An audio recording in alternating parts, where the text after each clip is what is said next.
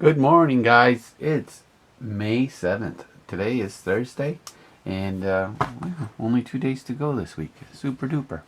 All right, go ahead, press pause, and write down your answers. We'll talk about this when you're done.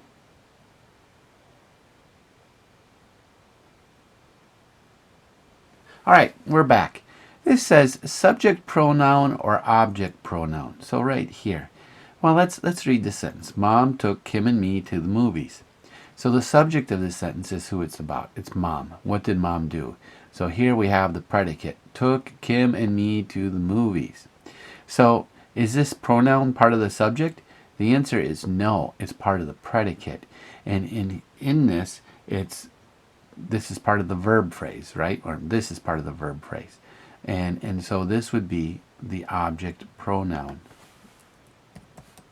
It's the object of the verb. So you can say, who did they took? They took Kim and me. This is also interesting because it tells us when we use I or me. If it was Kim and I went to the movies, it would be Kim and I because that's the subject. But if it's not part of the subject, it would be part of the verb object. So here's the verb. Then you use Kim and me. That's when you use me. Okay, so that's the difference between using I and me in these situations, which wasn't part of this question. If it's part of the subject, you'd use I. If it's part of the object of the verb, you use me.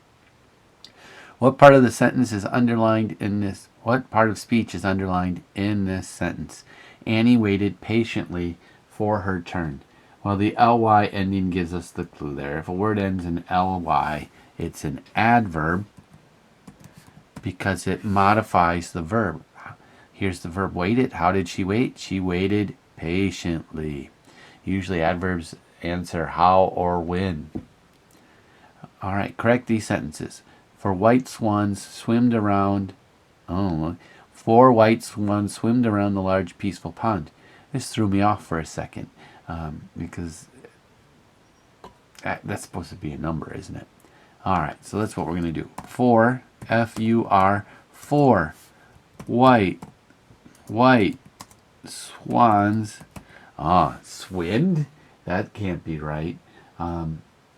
Swim is one of those really weird words to put into the proper tense. In this case, 4 white swans swam. Past tense is swam.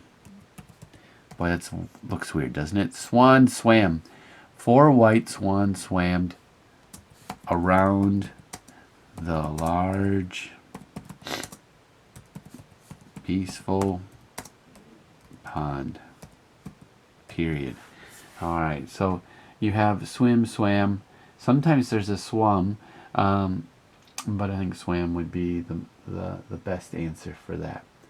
Okay, we have the next one. Peter, Paul, and Mary was having fun at Abby's Halloween party. So what we have here is many. It's a list, so it's going to need commas. We need to capitalize all the proper nouns and add the proper punctuation. Peter, comma, Paul, comma, and Mary. Peter, Paul, and Mary. That was a musical group back in the 60s. Was having fun. Were having fun is the correct tense. We're having fun at, capitalize Abby, Abby's.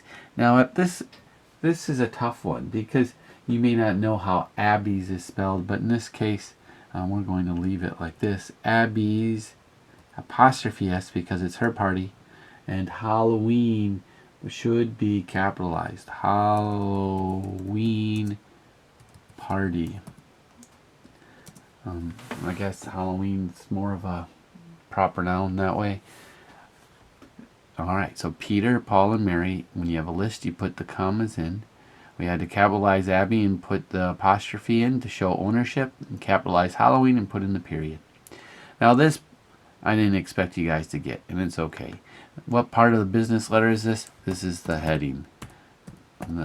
when you head something, that's where it's going. All right, that's it for today. We'll see you on Friday.